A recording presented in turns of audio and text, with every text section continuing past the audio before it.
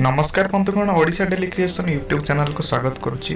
तो बंधुगण आमे आज आपण को देखेबू लॉकडाउन प्रभाव स्कूल हतार सिंह एवं बजार रे बुलुथुबा एक नीलगाई विषय रे। तो वीडियो को लाइक करंतु मो चैनल को जते नुआ आछन ताको सब्सक्राइब करी पाखरते बेल आइकन को दबाइ दियंतु।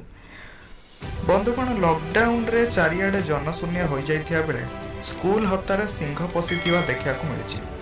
अहमदाबाद सहर और यह पाखरे एभली दृश्य लोक विस्मित करिछि। लोकंक चल प्रचल कोलाहल कमी जाइथिबारु वन्य जंतु माने निर्भय रे जनबसती आड़को माड़ी आसुचंती। रास्ता बाजार दफ्तर विद्यालय सबकिछि खाँ खाँ थिबा बेले वन्य जंतुक अबाध यातायात संभव होई पारुथबा कुआ जाउछि।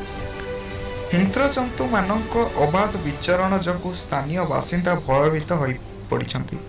तेबे आवासिक अंचल को वन्य जंतु आसीबार यह प्रथम घटना नुहे, कारण देशबंदी लागू हेबार अल्प दिन भितरे उत्तर प्रदेश नोएडा सहर एक मॉल पाखरे बणुआ नीलगाईटीए बुलुथिबा दृश्य देखा मिलता, जेउठी साधारण दिन में शह शह कार चालू थाए।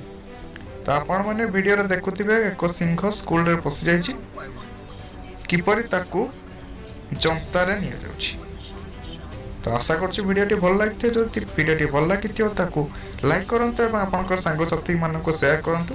चैनल को जदि नुआ आछंती ताकू सब्सक्राइब करी पाखर थिबा ऑल नोटिफिकेशन बेल आइकन टी को दबाइ दियंतु।